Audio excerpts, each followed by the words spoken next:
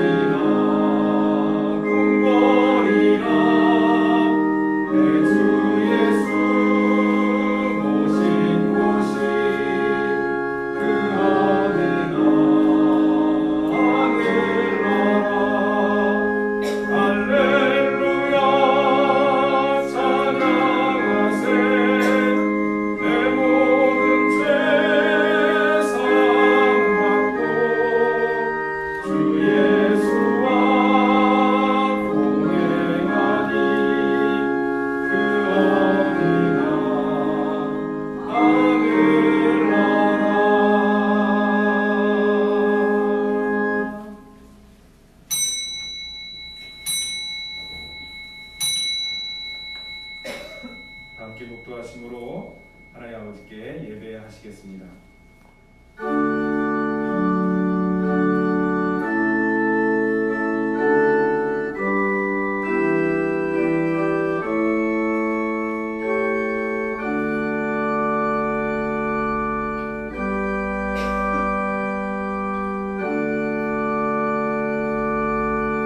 하나님은 영이시니 예배하는 자가 영과 진리로 예배할지니라. 아멘. 다 함께 자리에서 일어나셔서 찬송 23장 찬양하시겠습니다.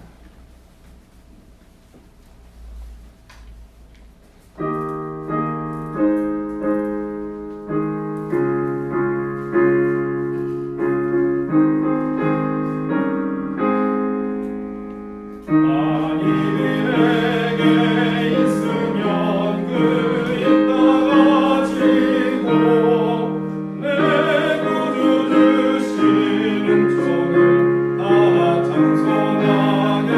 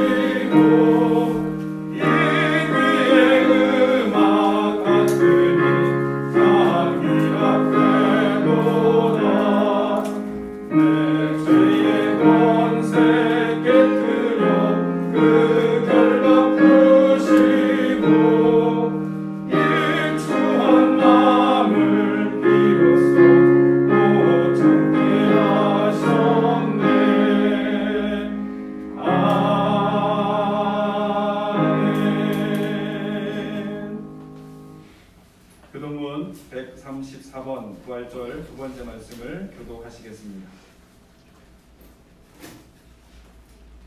내가 받은 것을 먼저 너희에게 전하였노니 이는 성경대로 그리스도께서 우리 죄를 위하여 죽으시고 당신과 제사장과 성경대로 사흘 만에 다시 살아나사 대바에게 보이시고 후에 12 제자에게와 그 후에 500여 형제에게 일시에 보이셨나니 그 중에 지금까지 예배당은 살아있고 어떤 사람은 잠들었으며 그 후에 야고보에게 보이셨으며 그 후에 모든 사도에게와 맨 나중에 만삭되지 못하여 난 자 같은 내게도 보이셨느니라. 그리스도께서 만일 다시 살아나지 못하셨으면 우리가 전파하는 것도 헛것이요 또 너희 믿음도 헛것이며 만일 그리스도 안에서 우리가 바라는 것이 다만 이 세상의 삶뿐이면 모든 사람 가운데 우리가 더욱 불쌍한 자이리라.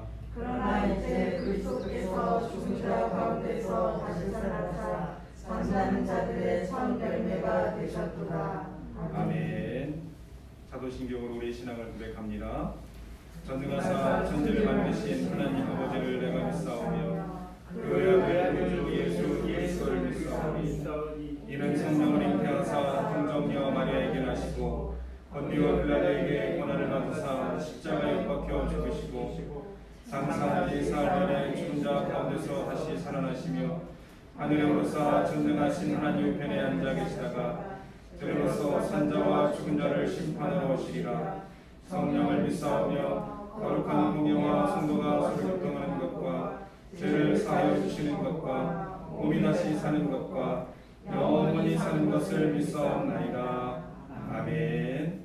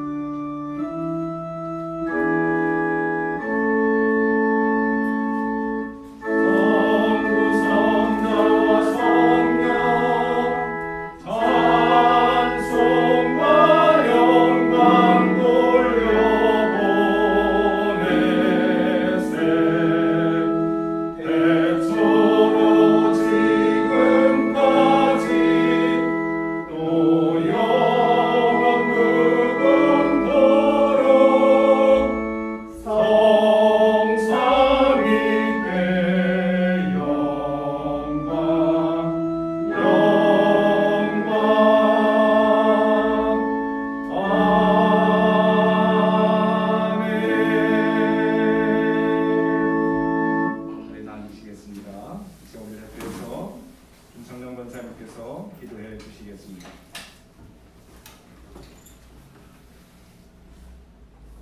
세상 모든 만물을 주관하신 하나님 아버지, 오늘도 저희들을 사랑하시사 주님이 세우신 이 지상 가운데 죄를 인도하여 주시고 이 복된 날을 허락하셔서 주님 앞에 나와 찬양과 경배들에게 인도하여 주시며 참으로 감사드립니다. 아멘. 언제나 늘 변함없는 사랑으로 우리를 주셨던 오늘 이 시간도 주님의 사랑 가운데 예배를 드리도록 주님 도와주시고 성령님께서 이제 함께하여 주셔서 우리 모든 것들이 기도하는 그 순간순간마다 예배드리는 그 순간순간마다 성령 충만한 시간 될 수 있도록 주님 도와주시옵소서. 아멘. 지난 한 주일도 우리 삶 속에 늘 함께하시고 동행하여 주셔서 순간순간마다의 은혜 허락하시니 참으로 감사드립니다. 연약한 믿음을 가지고 있었으라도 주님 함께하셔서 은혜 부어주시며 또한 감사드립니다. 우리 육신의 고통을 안고 있으나 그 순간에도 그 고통을 이겨내게 하시고 언제나 주님 앞에 함께하게 인도하여 주신 것에 또한 감사드립니다. 우리의 삶 가운데서도 늘 함께하셔서 어려운 것 가운데에도 주님께서 은혜 부어주셔서 그 모든 것들을 해결하시고 인도하여 주신 것에 감사드립니다. 아멘. 또 이 마음을 가운데에서도 소생케 하시고 때 맞춰 비 내려주시고 때 맞춰 곡식이 풍성하게 또한 주님께서 주관하신 것에 참으로 감사드립니다. 아멘. 사랑 많으신 하나님 아버지, 오늘도 주님 세우신 이 시간 가운데에서 우리가 달려나와 주님 앞에 눈을 보았습니다. 우리의 삶 속에 있는 모든 것들을 고백할 때마다 주님 함께 하시고 기도 제목들 가운데로 주님 함께 응답하여 주셔서 그 기도를 받아 안으시고 그 기도 속의 문제들 모든 것들을 해결할 수 있는 시간입니다. 뜻밖의 만남이 새로운 일을 경험하게 하는 그런 경우가 있습니다. 2006년 여름입니다. 2006년 여름 휴가철을 맞아서 당시 목회지였던 경기도 안산에서 강원도 속초로 1박 2일 일정으로 휴가를 간 적이 있습니다. 저희 가정이 가는 첫 1박 여행이었습니다. 속초에 가면 우리 서귀포에도 있는 대포항이 있습니다. 구경을 한참 하던 중에 우연히 3형제가 부모님을 모시고 자녀들을 데리고 함께 단체로 여행 오는 친구 가정을 만나게 되었습니다. 만나서 반갑게 이야기하던 중에 신학교 선배이시기도 한 가장 큰 형님 목사님께서 물으셨습니다. 그래 언제 가니? 내일 갑니다. 그럼 숙소는 어디로 정했니? 숙소 이제 차차 정하면 있겠죠. 제가 이제 그렇게 대답을 했습니다. 그랬더니 형님 목사님께서 한참을 한심하다는 듯이 저를 이렇게 쳐다보시더니 급하게 전화를 하시더라고요. 전화하셨는데 콘도에서 근무하시는 권사님께 전화를 하십니다. 권사님, 그 후배가 지금 속초를 왔는데 숙소도 안 정하고 지금 무작정 왔답니다. 어떻게 안 될까요? 여러분 1박 하면 제일 중요한 게 뭐죠? 숙소죠.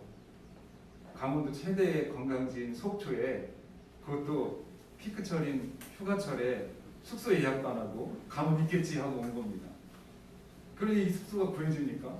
권사님께 막 부탁을 해가지고 어렵게 방 하나를 얻어주셨습니다. 당시 형님께서 속초에서 목회를 하셨기 때문에 그래도 그게 참 다행이었습니다. 그래서 지금은 아마 이름이 바뀌었는지 없어졌는지 그런데 일성 콘도라는 콘도, 그 설악산 바로 밑에 있는 콘도인데요. 그 콘도를 잡아주셨어요. 그 콘도 가보니까 그 베란다 커튼을 쫙 치는 순간 까마지는 줄 알았습니다. 여러분 그 유명한 울산바위 있잖아요. 울산바위 전체가 그 창문 밖을 가득 채운 정면으로 이렇게 다 보입니다. 기가 막힌 곳에 숙소를 잡아서 1박을 하게 되었습니다. 정말 뜻밖의 만남이었는데 새로운 경험을 하게 되었고 뜻밖의 만남이었지만 그 만남이 없었으면 생각만 해도 아찔을 합니다. 오늘 말씀 중에도 이 뜻밖의 만남을 통하여서 새로운 경험을 하고 새로운 인생의 출발을 하게 된 사람들을 우리가 만나볼 수 있게 됩니다. 요한복음 21장 말씀 보면 부활하신 우리 주님이 제자들을 찾아가셨습니다. 부활의 주님 만난 사람이 어떤 삶을 살아야 하는지를 도전해 주시는 말씀이 또한 요한복음 21장의 말씀이기도 합니다. 우리가 지난주에 함께 말씀 나눴던 것처럼 예수님께서 십자가에서 달려 돌아가시자 제자들이 뿔뿔이 흩어졌지요. 엠마오가 고향인 제자들은 엠마오로 갔습니다. 그리고 한 무리의 제자들이 갈릴리 호수로 돌아갔습니다. 베드로를 포함한 7명의 제자가 예수님을 만나기 전 생활했던 어부 생활을 했던 갈릴리 호수로 돌아간 것이죠. 요한복음 21장 2절 말씀 보니까 세베대 그들이 누군지 기억합니다. 베드로, 도마, 나다나엘, 세베대 아들인 야고보와 요한, 그리고 이름이 나오지 않는 2명의 제자까지 해서 7명의 제자들이 실망한 채 낙심하여서 돌아갔습니다. 그 전에 하던 그물질을 다시 하게 된 것이죠. 그런데 예수님이 돌아가신 것부터 시작해서 다시 그 옛날 일로 돌아왔던 것 신명이 나지 않는데 거기다가 고기도 이상하게 잡히지를 않습니다. 예수님께서 갈릴리 호숫가에 부활하신 이후에 처음으로 그 제자들과 대면하십니다. 예수님은 부활하셨지만 그 부활하신 주님을 만나지 못한 사람들은 소망을 잃고 낙심한 채 지금 자기가 원래 있던 그 자리로 돌아갔습니다. 그들을 찾아가신 예수님께서 그들에게 처음으로 하신 말이 바로 이것입니다. 얘들아, 너희에게 고기가 있느냐라고 묻습니다. 그러자 대답합니다. 없나이다 라고 대답했습니다. 그때 우리 주님께서 말씀하십니다. 그물을 배 오른편에 던지라, 그리하면 잡으리라, 이렇게 말씀해 주셨습니다. 배 오른편에 던지라. 무슨 말씀이실까요? 예수님께서, 부활하신 예수님께서 제자들을 다시 만나서 그들에게 말씀하십니다. 그 말씀을 통하여서 우리가 알 수 있는 것은 그들에게 새로운 삶의 방향을 설정해 주신 것입니다. 너희들이 지금 하고 있는 방향은 잘못된 방향이다. 그 방향이 아니라는 거예요. 오른편으로 던지라는 겁니다. 하나님, 예수님께서 친히 새로운 인생의 방향을 설정해 주신 것이죠. 부활하신 예수님께서 그들을 다시 만나 주시지 않았다면, 부활하신 예수님께서 그들을 다시 찾아가 주시지 않으셨다면 그들은 여전히 잘못된 인생의 방향을 향하여서 갔을 것입니다. 그런데 부활하신 주님 즉시로 그들을 찾아가셔서 인생의 올바른 방향을 설정해 주십니다. 오른편에 그물을 던지라.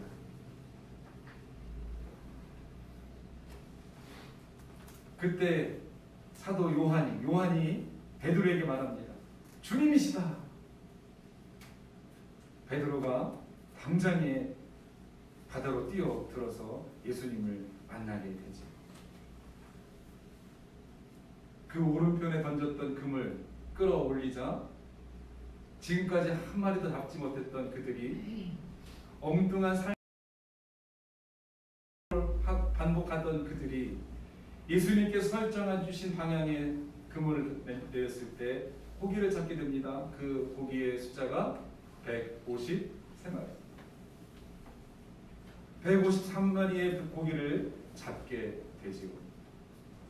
그리고 지금도 성지순례를 가서 갈릴리 호수에 가면 이 생선 구이 파는 집이 많이 있다고 그래요.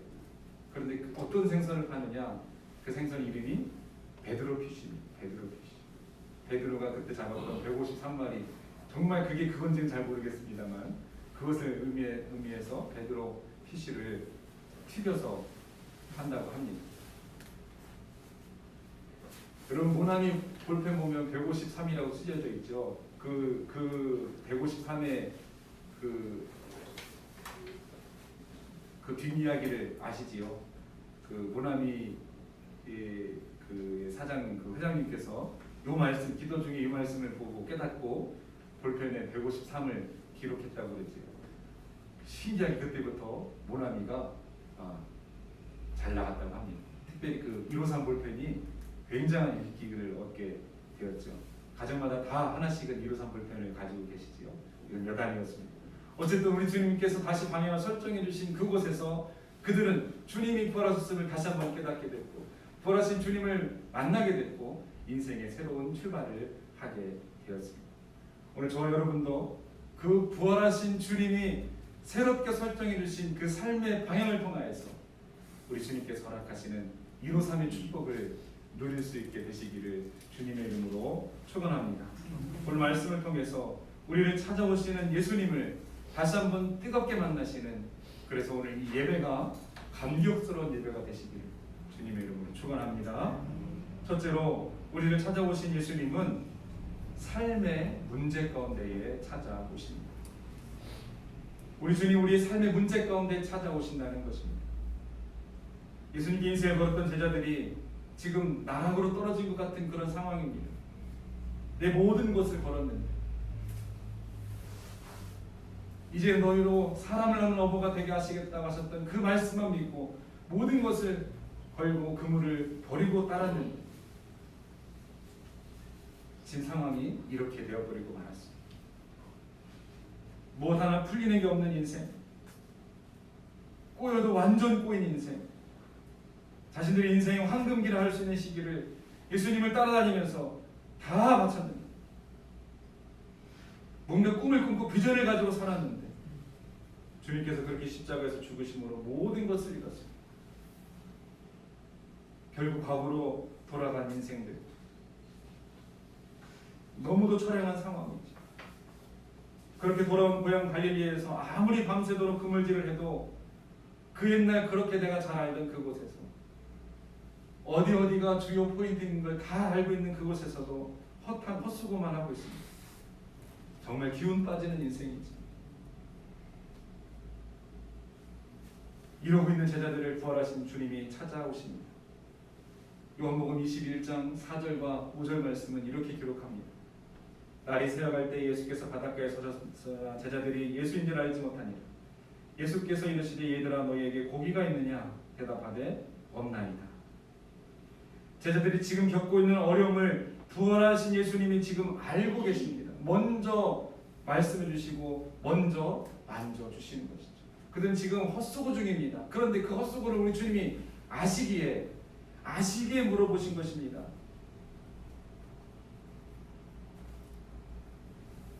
너희에게 고기가 있느냐? 지금 제자들이 당면한 문제를 예수님께서 말씀하신 것이죠. 지금 제자들의 상황을 예수님께서 말씀하신 것입니다. 지금 제자들의 당면한 문제는 무엇입니까? 고기가 없는 것입니다. 고기가 없다는 얘기는 단순히 눈에 보이는 손에 잡히는 그 고기가 없는 것뿐만 아니라 그들은 지금 삶의 목적도 없고 아무것도 없는 상황입니다.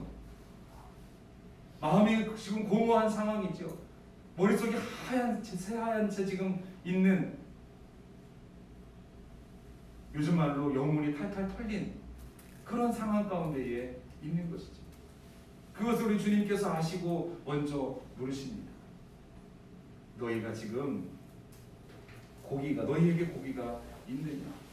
너희에게 삶의 목적이 있느냐? 너희에게 삶의 방향이 있느냐? 너희에게 꿈과 비전이 있느냐? 없음을 다 아시면서 그렇게 물어보신 것이죠. 다시 말하면 너희 지금 아무것도 없지? 되는 거 하나 없지? 라고 물어보신 것입니다. 우리 주님은 우리를 찾아오십니다. 부활하신 주님께서 오늘 우리를 찾아오십니다. 이런저런 일들로 몸이 지치고 마음이 지치고 생각이 지쳐 있을 때에 우리를 찾아오셔서 말을 걸어주십니다. 그 일하느라 지금 힘들지? 그것 때문에 너무 지금 어렵지? 그것 때문에 너 지금 마음이 아프지? 그것 때문에 너 지금 지쳐있지? 라고 우리 주님께서 물어보시는 것입니다. 부활의 주님, 우리가 겪고 있는 이런저런 삶의 문제 가운데에 찾아오셔서 그 문제 가운데에 개입하십니다. 이때 말하는 이 개입은 참견이 아니지요.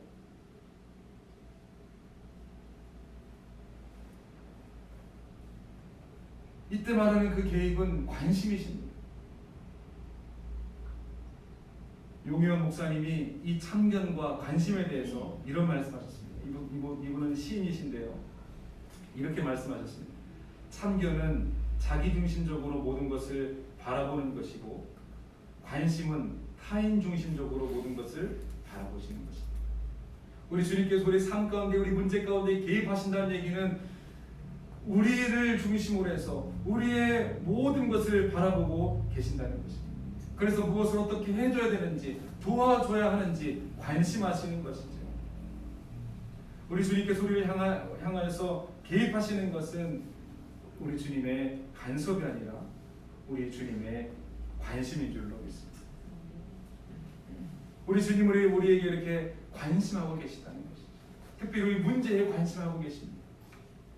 그것을 위해서 찾아오셔서 우리를 만나주시는 것이죠. 낙심하여 지금 갈릴리 호수에서 그물질하고 있는 그 제자들에게 우리 주님께서 오셔서 제일 먼저 하신 것이 바로 우리 주님의 관심이었던 것입니다.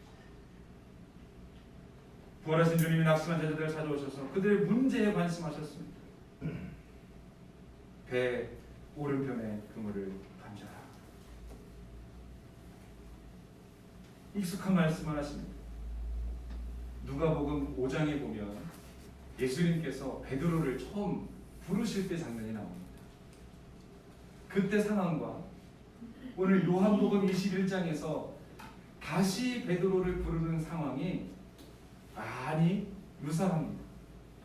그때도 고기를 잡지 못하던 때였고 그때도 고기를 잡는 중이었고 그러나 고기를 잡지 못할 때였습니다.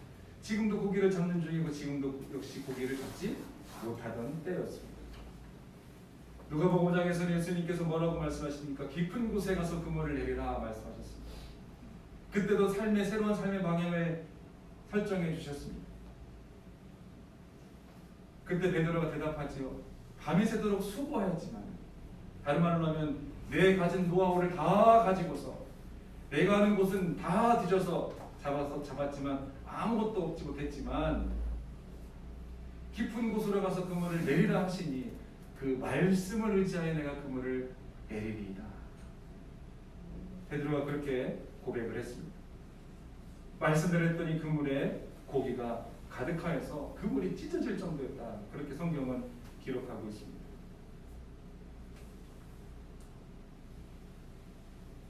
오늘은 오른편에 던지라. 역시 새로운 방향을 설정해 주셨죠. 그 말씀대로 했더니 고기가 많이 잡혔습니다. 그 고기가 얼마나 많이 잡혔고 얼마나 감격스러웠는지 부활하신 주님을 만난 그 와중에 세어봤다는 거 아닙니까? 그 상황이 참 재밌을 것 같았어요. 그 와중에 그 고기를 살 생각을 했을까? 어쨌든 샜습니다. 한 마리, 두 마리, 세 마리, 두 마리, 두 마리, 153마리 세면서 한 마리 한 마리 세면서 그들이 무슨 생각을 했을까? 주님을 만나야 사는구나. 주님께서 가라 하시는 곳으로 가야 사는구나. 주님께서 내 상황 가운데에 관심하셔야, 주님께서 내 문제에 관심하셔야 살 길이 열리는구나. 한 마리 한 마리 세면서 그들은 깨달았을 것입니다. 여러분, 저와 여러분도 오늘 우리 주님께서 오른편의 그물을 내리라 하시는 그 음성을 듣게 되시기를 원합니다. 그래서 우리 그물에 가득 찬, 우리 주님께서 주시는 그 소망으로 가득 찬 그 그물을 끌어올리게 되시기를 주님의 이름으로 축원합니다. 한 마리 한 마리 그 고기를 153마리까지 세면서 역시 주님을 만나야 되는구나. 역시 주님이 내 문제의 유일한 해결자가 되시는구나. 주님이 함께 하셔야만 되는구나라는 것을 세면서 다시 한번 깊게 마음 가운데에 새기시는 저와 여러분이 되시기를 주님의 이름으로 축원합니다. 아멘. 어찌되었든 베드로는 예수님과 그렇게 함께 고기와 떡을 구워 먹으면서 다시 본격적인 대화를 시작하게 됩니다. 그런데 예수님께서 베드로를 부르시는데 베드로야 이렇게 부르시지 않습니다. 베드로라는 이름은 반석이라는 뜻입니다. 반석. 마태복음 16장에서 베드로가 주를 그리스도시요 살아계신 하나님의 아들이라고 고백하신 후에 예수님께서 베드로라고 그렇게 이름을 주셨습니다. 베드로라는 이름은 바로 주님이 주신 주님의 수제자로 인정하시는 것 같은 그런 의미 있는 이름입니다.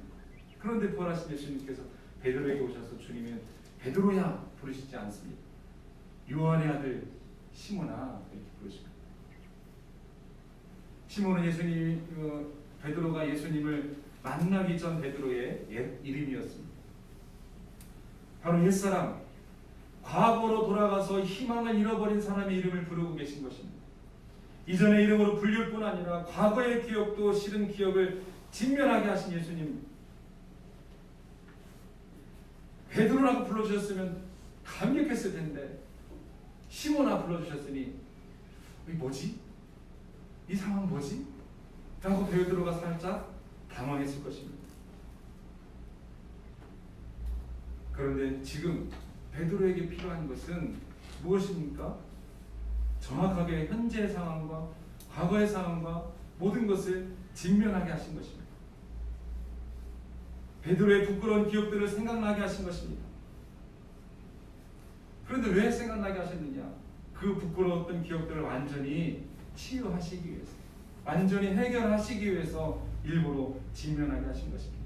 마치 사마리아 수가성 우물가에서 예수님께서 그 여인에게 내 남편을 데려와라. 저에게 남편이 없습니다. 그 여인의 가장 아픈 문제, 그것을 직면하게 하심으로 그 아픔을 다 털어내게 하셨다는 것처럼 오늘 베드로에게도 그 문제와 아픔을 직면하게 하셔서 다 털어내게 하고 계신 것입니다.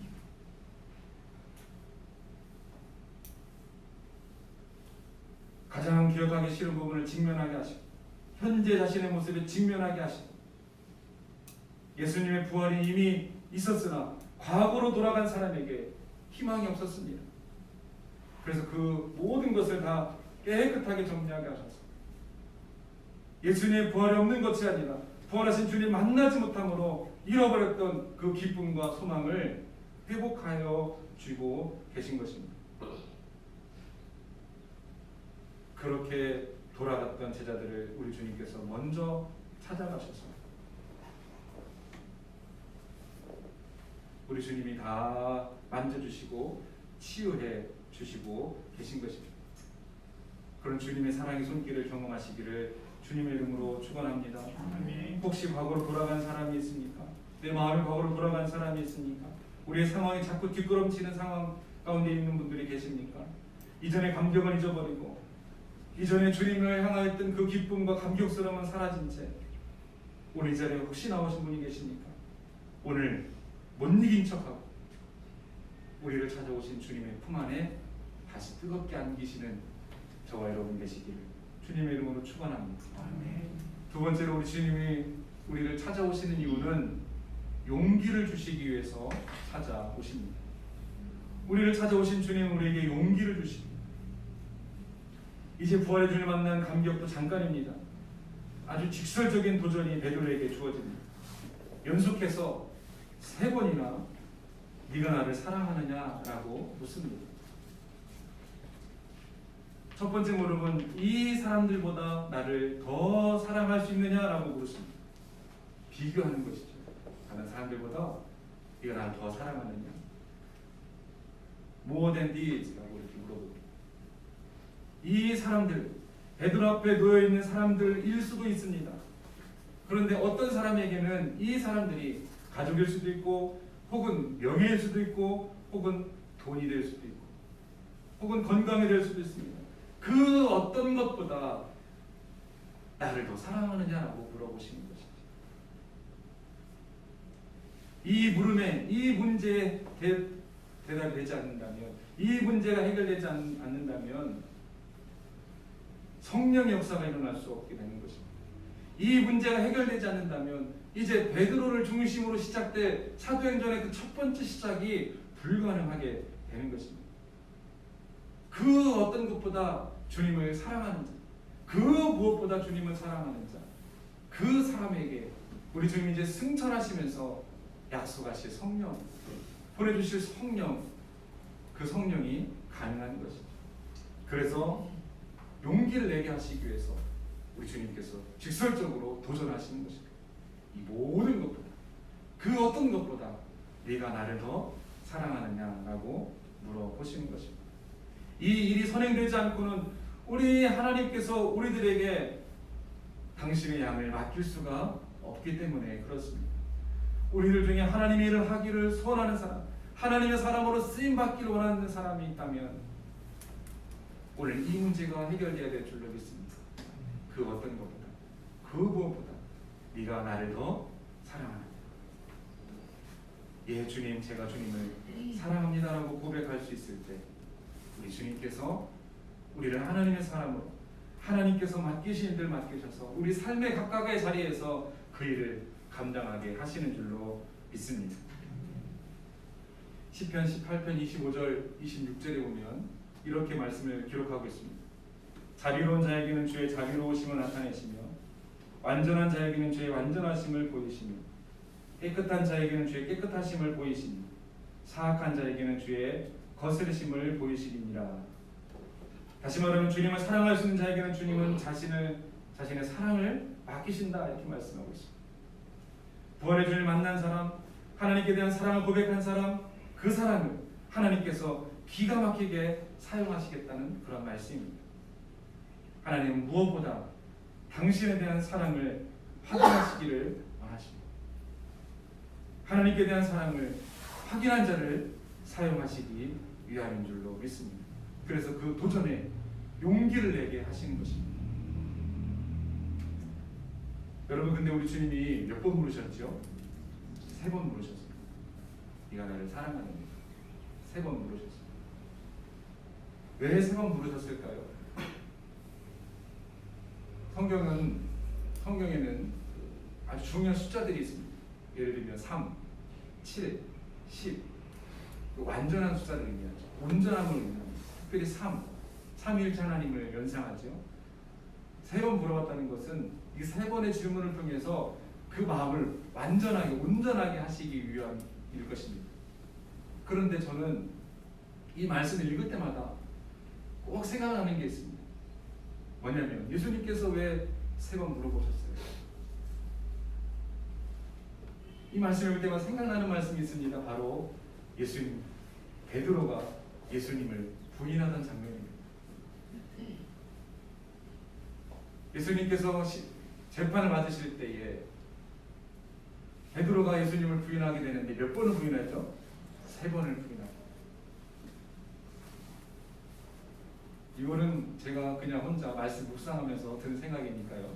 여러분 마음속에 너무 깊이 새기지 마시고요. 어느 주석이었는데 절대 나오지 않더라고요. 찾아보니까 제가 일부러 찾아봤어요. 안 나오더라고요. 뭐냐면 3번을 부인했잖아요. 그러니까 3번 빨리 사랑한다고 말하는 거예요. 그러면 네가 나 3번 부인한 거 내가 다 잊어버리게. 이거를 우리가 전문 용어로 뭐라 그러죠? 퉁친다 그러죠. 네가 나를 사랑하느냐? 내가 주님을 사랑합니다. 그래, 첫 번째 부인한 거 지워졌다. 네가 나 사랑하느냐? 네, 제가 주님 사랑합니다. 두 번째 부인한 거 지워졌다. 네가 나 사랑하느냐? 내가 주님 사랑하는지 주님이 더 잘하시잖아요. 그래, 그럼 내가 마지막 3번째까지도 지웠다. 내가 다 잊었다. 성경에 그런 얘기도 안 나오고 어느 주석에도 그런 얘기 안 나오지만 저는 이것만 생각하면 너무 감격스러운 거예요. 너무 감사한 거예요. 마치 우리 주님이 내가 주님을 사랑한다고만 하면 내가 이전에 행했던 죄로 인해서 주님을 마치 모르는 것처럼 주님을 외면했던 것들을 다 잊지 아니하시고 다 잊어버리겠다고 하시는 것 같은 그런 음성을 주셔서 저는 저 혼자만의 해석이지만 그게 너무 감사하고 그게 너무 귀하게 느껴지더라고요. 여러분 혹여라도 그런 아픔이 있다면 예수님을 부인했던 그런 아픔들이 계시다면 오늘 이 시간 주님을 사랑합니다라고 고백할 때 그 어떤 것보다 주님을 사랑합니다라고 고백할 때 이전에 내가 주님을 외면했던 것, 부인했던 것 다 우리 주님께서 다 지워주시는 줄로 믿습니다. 그 지워주시는 축복을 누리시기를 주님의 이름으로 축원합니다. 그렇다면 이 시간 용기를 낼 필요가 있습니다. 우리 주님께서 도전하십니다. 네가 나를 사랑하느냐? 빨리 사랑한다고 고백해라. 용기를 내라. 그럼 내가 다 지워줄게. 그리고 내가 너를 하나님의 사람으로 세워주시겠다. 놀라운 축복이 오늘 저와 여러분 가운데 임할 줄로 믿습니다. 마지막으로 우리 주님 우리를 찾아오시는 이유는 사명을 주시기 위해서 찾아오십니다. 누가복음 5장에서 예수님께서 베드로를 찾아가셨습니다.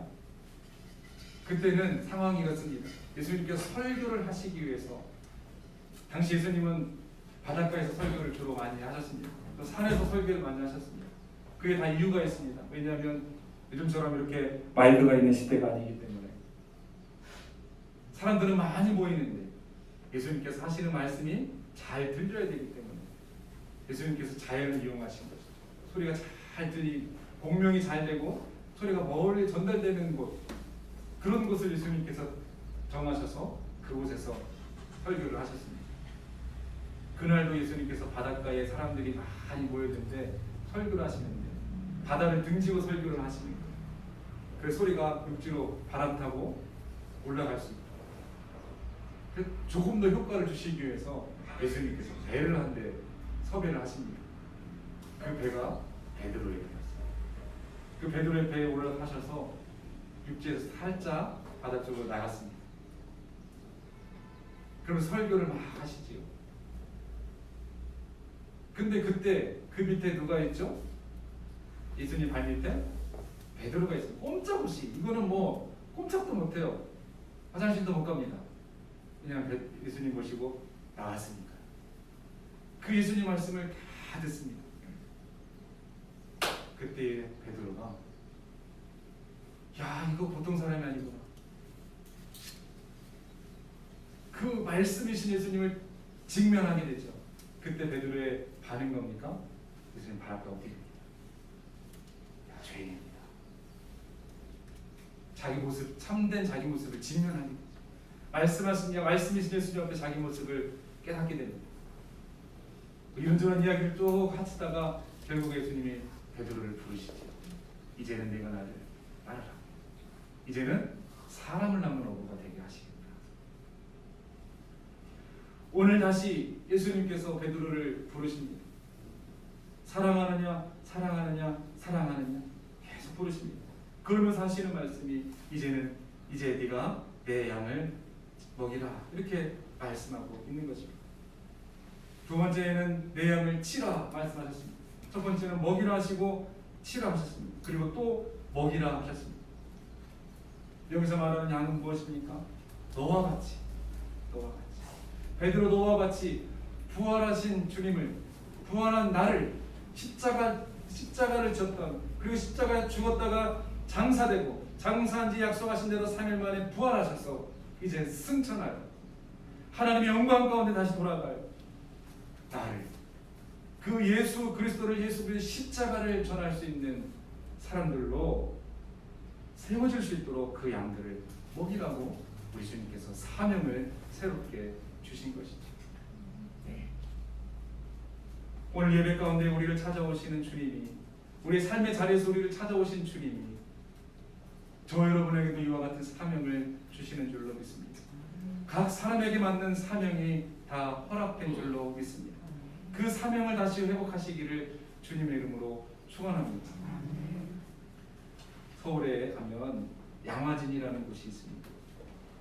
양화진에 가면 선교사, 우리 조선시대 때 또 그 이후에 우리나라에 선교로 들어오셨다가 순직하시거나 순교하신 분들의 묘원이 거기에 있습니다.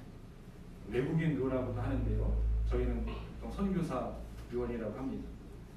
거기 보면 루비 캔드릭 선교사의 묘가 있습니다. 여자분이신데요, 1883년생이신데 1908년에 순직하십니다. 83년생인데 08년에 돌아가셨어요. 굉장히 어린 나이시지요. 이분이 미국 남감리교회 선교사로 지원해서 연령이 미달이었어요. 선교사 지원을 했는데, 뜨거운 마음에 지원했는데 나이 제한이 있는 걸 몰랐던 거예요. 그래서 2년을 기다립니다. 2년을 기다렸다가 1년은 교사도 하고 1년은 대학 특별과에 더 들어가서 공부를 이렇게 하고 드디어 1907년 9월에 파송을 받습니다. 조선에 들어오지. 그 들어오셔서 이분이 황해도 개성에서 여학교에서 봉사를 시작했습니다. 그분이 주로 하신 일이 뭐냐면 선교 사역을 위한 준비를 하셨죠. 그 다음에 조선말을 열심히 배우셨습니다. 그런데 아직 본격적인 선교를 시작하지 못했는데 급성 맹장염이 찾아옵니다. 그래서 그때 당시 그 서울의 한양의 세브란스 병원에서 입원하셔서 수술을 받았지만 결국 한국에 들어온 지 1년도 채 안 된 1908년 8월 15일 그의 나이 25살에 순직하시게 됩니다. 그런데요, 그분이 평소에 하던 말씀이 있습니다. 평소에 하던 말씀이 있는데 이렇게 말씀하셨습니다. 영어로 말씀하셔서 저를 곤란하게 하셨습니다. 근데 제가 한번 용기를 내서 한번 읽어보도록 하겠습니다. If I had 1,000 lives to give, Korea should have them all. 내게 만약 1,000개의 생명이 주어진다면 그 1,000개의 생명을 다 조선을 위해 바치겠다. 말씀이었던 것 같습니다. 그래서 그의 비석에, 비문에 이렇게 쓰여져 있습니다.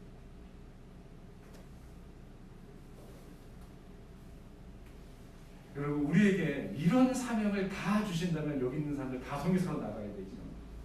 그런데 그렇진 않습니다. 각각의 사명이 다 다르죠. 그런데 중요한 것은 무엇입니까?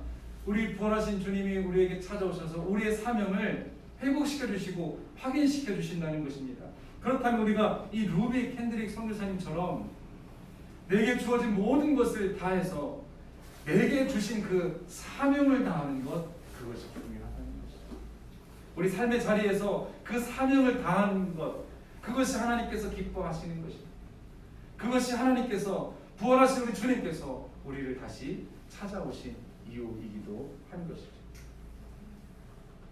오늘 예배 가운데 내게 주신 사명을 다시 한번 깨닫게 되시는 저와 여러분 되시기를 주님의 이름으로 축원합니다. 그 사명을 다하여서 하나님을 기쁘시게 하고 하나님께서 그 사명 다할 때에 부어주시겠다고 약속하신 축복을 받아들이시는 저와 여러분이 되시기를 주님의 이름으로 축원합니다. 이 시간 우리 함께 한 목소리로 합심해서 기도하기로 합니다. 하나님, 나를 찾아오셨던 예수님, 오늘 다시 한번 나를 찾아오시게 하여 주시옵소서. 나를 찾아와 주시옵소서. 그래서 내 문제 가운데 관심하시는 하나님, 내게 다시 용기를 내게 하시는 주님, 내게 사명을 깨닫게 하시는 주님을 만나게 해주시옵소서. 우리 함께 한 목소리로 기도하시겠습니다. 하나님 감사합니다. 오늘 우리를 찾아오신 주님, 그 주님을 만나게 해 주시옵소서. 내 상황과 내 문제와 내 어려움 가운데 찾아오셔서 그것을 하나님 방법으로 새롭게 인도하셔서 새로운 삶의 방향을 설정해 주시는 주님을 만나게 해 주시옵소서. 용기를 내게 해 주시옵소서. 용기를 내 주님 사랑을 고백하게 해 주시고, 용기를 내 주님 만나는 자리로 나가게 해 주시고, 용기를 내서 하나님 그 모든 것들을 박차고 일어날 수 있도록 도와주시옵소서. 주님 다시 사명으로 뜨거워지게 해 주시옵소서. 하나님 아버지 감사합니다. 말씀 중에 예배 중에 주님을 감격스럽게 만나게 하시는 주님 감사합니다.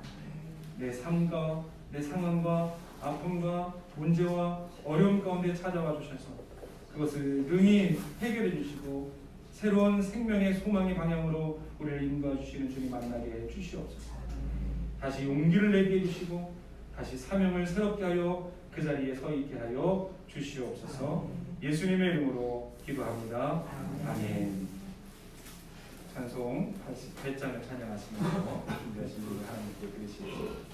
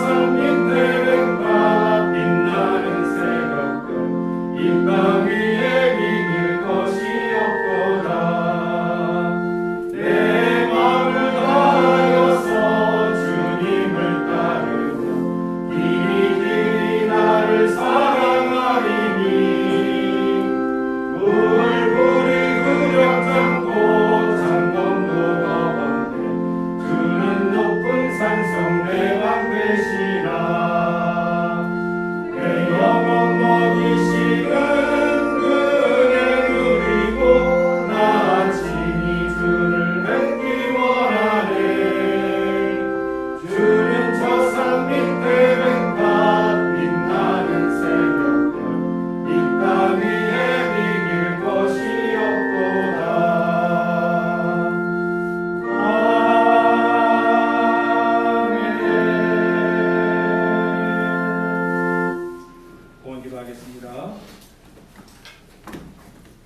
참 좋으신 아버지 하나님 감사합니다. 오늘 우리를 예배의 자리로 인도하여 주시니 감사합니다.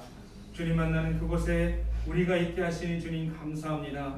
말씀을 통하여 깨달아 알게 하시니 주님 감사합니다. 우리의 찬양으로 하나님께 영광을 돌리게 하시니 주님 감사합니다. 우리의 기도로 우리의 간구에 우리 마음을 주님께 아뢰게 하신 것 주님 감사합니다. 이 시간 하늘의 문을 여시고 하나님의 축복을 허락하여 주시옵소서. 하늘의 복을 내리실 때 특별히 하나님 아버지께 나올 때 빈손 들지 않고 귀한 예물을 성별하여 드린 손길들을 하나님 기억하시고 축복하여 주시옵소서. 소득의 11조에 하나님께 올려드립니다. 더 많은 것 주님께 드릴 수 있도록 하나님 축복하여 주시옵소서. 감사의 제목들을 따라 하나님께 올려드립니다. 하나님 여기에 적혀있는 감사의 제목들이 간증거리가 될 수 있도록 인도하여 주시고 더 많은 감사의 내용들과 간증거리들로 차고 넘치게 하여 주시옵소서. 주의 성전을 새롭게 하기 위한 건축원금을 드린 손길들이 있습니다. 하나님께서 이 예물을 축복하여 주셔서 하나님 우리 성악교회가 더 좋은 성전으로 옮겨갈 수 있도록 주님께서 도우시고 인도하여 주시옵소서. 마음의 소원을 담아 드리는 일천번제를 기억하여 주시고 주님께 기쁨의 제사를 날마다 드리게 해 주시옵소서. 주인 예물을 드린 손길들을 하나님께서 붙잡아 주시고 그 손 모아 기도할 때마다 역사가 일어나게 하시고 그 손이 하는 모든 일이 형통함을 누리게 해 주시옵소서. 하나님 특별히 사랑하는 우리 성악교회 가정들을 기억하사 축복하여 주시고 모든 가족들 또 함께하지 못하고 있는 가족들 하나님 기억하여 주시고 어느 곳에 있든지 주님 동행하여 주시옵소서. 어느 곳에 있든지 동일한 말씀의 축복이 임하게 하여 주시옵소서. 책임져 주시는 하나님을 만나게 해 주시옵소서. 감사드리며 예수님의 이름으로 간절히 축복하며 기도하옵나이다. 아멘.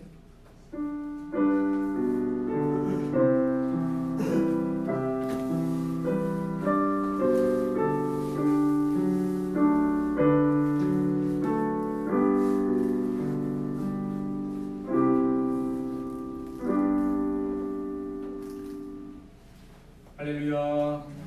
교회 소식을 말씀드리겠습니다. 먼저 오늘 우리 교회 처음 오신 분이 계십니다.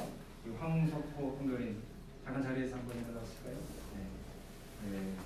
우리 제주 구제주에서 버스를 타고 오셨다는 사모하는 마음으로 오셨는데 우리 감사와 축복과 환영의 박수 하시겠습니다.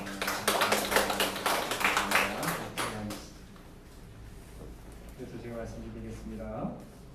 동해안은 지난 주간 고난 주간 동안 금식하면서 부르신 고난 주간 그 금식 헌금은 동해안 산불 피해로 어려움을 겪고 있는 교회를 돕는 일에 지난 주간에 보냈습니다.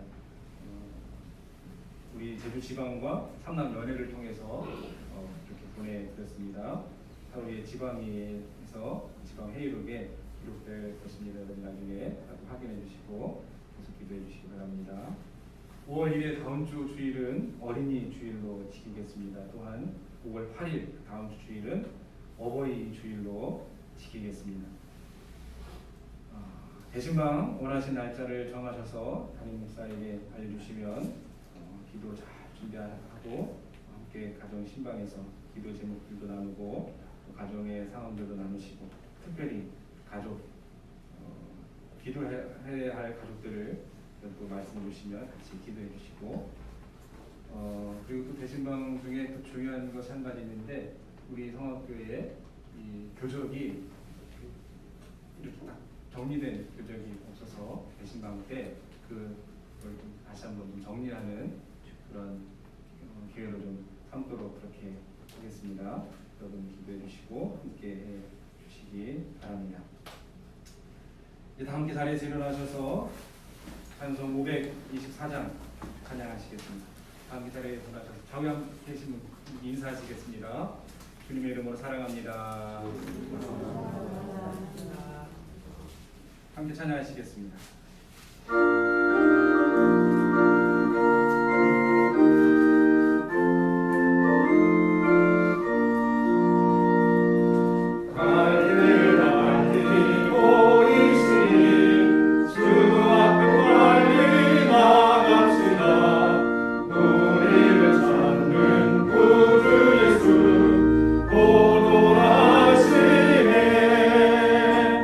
죄악 벗은 우리 영혼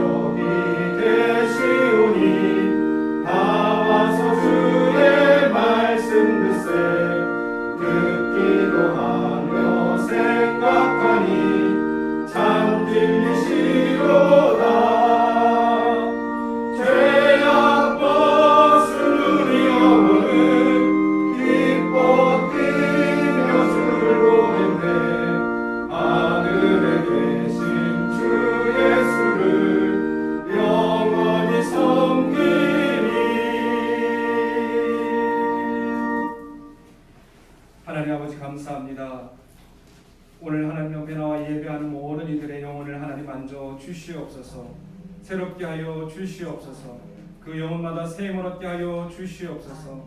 특별히 오늘 주인 전에 나와 예배하는 모든 이들의 육신의 질병을 하나님 고쳐 주시옵소서. 하나님 머리끝부터 발끝까지 새 흐름을 허락하여 주시옵소서. 마디마다 관절마다 새 힘을 얻게 하여 주시옵소서. 이 뼈 저 뼈가 들어맞는 역사가 일어나게 하여 주시옵소서. 모든 내장의 기능들이 다 회복될 수 있도록 인도하여 주시옵소서. 오장육부가 제 기능을 온전히 할 수 있도록 인도하여 주시옵소서. 핏줄과 힘줄이 새 힘을 얻게 하여 주시옵소서. 당뇨는 사라지게 해 주시옵소서. 더러운 질병들은 다 녹아서 없어지게 해 주시옵소서. 나음을 얻게 하시는 하나님의 놀라운 축복을 허락하여 주시옵소서. 지금은 우리 주 예수 그리스도의 은총과 하나님 아버지의 무한하신 사랑하심과 성령님의 인도하심이 우리를 찾아오시는 주님을 감격스럽게 다시 만나기를 소원하는 우리 성학교의 귀하고 복된 영혼들을 위해 그들의 가정과 직장과 일터와 사업장 위에 이제부터 영원토록 함께 하시기를 간절히 축원하옵나이다. 아멘.